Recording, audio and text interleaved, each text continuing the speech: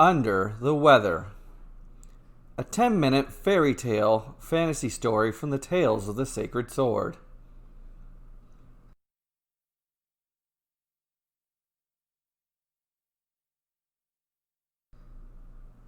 What can I get you? Asked the barista. She smiled from ear to ear, the kind of smile of someone whose life was sunshine every day.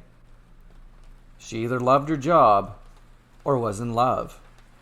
Either way, Skyphus envied her. The Salty Seagull.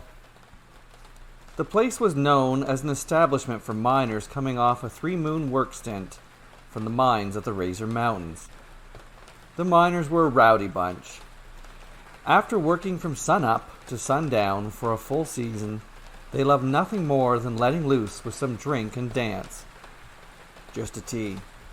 Skyphus forced a smile, even though he was miserable. He turned around in his stool and scanned the room. Of the dozen patrons in the Salty Seagull, only one was a miner. His sooty fingers and neck gave him away. An elderly couple shared a conversation over cake. A teenage girl stared out the window, lost in thought as the rain beat against it. Her parents and siblings oblivious to her as she to them. 4 ladies in fancy hats sipped even fancier drinks. It must not have been the time of month for a shift in switches at the mines. The kettle is still heating up. Just be a couple of minutes. Crazy weather, huh? Said the barista. Thunder boomed outside. Crazy weather? Asked Skyphus. It's raining sideways. Just 5 minutes ago it was sunshine. She answered. Oh, was it? I wouldn't know, said Skyphus. Thunder boomed again. Skyphus wondered if he'd ever see the sunshine. Skyphus stared out the window, lost in thought. How much did he and that teenage girl have in common? Not much, he decided. The kettle whistled. Tea's ready. The barista grabbed a mug off the wall. No need, said Skyphus. I brought my own. Skyphus produced a tin mug from under his drenched knapsack and set it on the bar counter with a clink. His mug had a white background with a painted sun and rainbow. Did your child make that? Asked the barista. Nope. He tapped his fingernail against its tin side with a clink, then spoke. This is no child's mug. The barista wrapped a towel around the kettle and then filled his sunshine and rainbow cup with tea. It was a stark contrast to the storms outside. She kept her eyes on him with a puzzled look, as if expecting him to speak.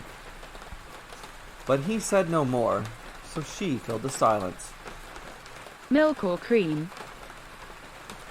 No thanks. I'd like to keep it as hot as possible, to warm my hands through it. As Skyphus lifted his sunshine and rainbow cup to his lips, a voice called out from across the room.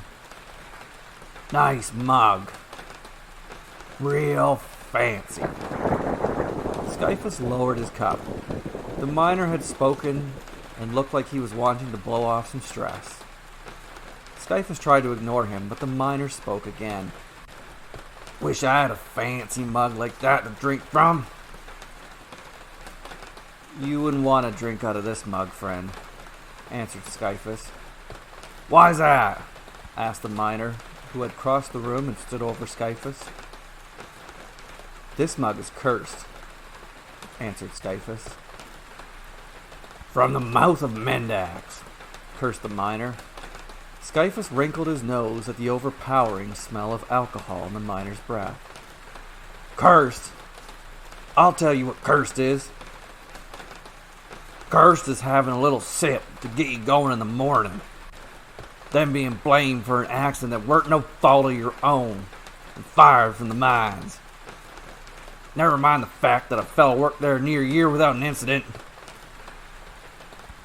The miner had risen his voice gradually as he spoke. By the time he finished, he was hollering, and all eyes were on him. The family halted their meals. Even the teenage girl stopped staring out the window. The ladies in fancy hats watched him, eager to garner more gossip for their next meeting. The barista paid attention as well, although she looked like she was used to rowdy miners, back from the Razor mines. Only the old couple paid him no heed. Doubtless their old ears hadn't picked up the miners yelling. Thunder boomed again. "I once thought like you," said Skyphus. He remained calm as he spoke to the irate miner. "I thought it was all nonsense too. That was a while back now. I once entered a diner just like this. A diner covered in rain on an otherwise sunny day. A patron was there drinking from this very cup. And I teased him, just like you were teasing me. That patron had told me the cup was cursed. I teased him anyway. Then he dared me to drink from it. He said I could keep the cup if I did. I took him on his challenge, drank the drink, and kept the cup. And I've been cursed ever since that day. Some would say I've been under the weather." "You speak like Mendax," dared the miner. "I'll make you the same offer. I dare you to drink from this cup. If you do, it's all yours. You can keep it, but don't say I didn't warn you that it's cursed." The miner stared at him for a long second, as if they were gambling on some game of cards, and he was trying to decipher if Skyphus was bluffing. Thunder boomed.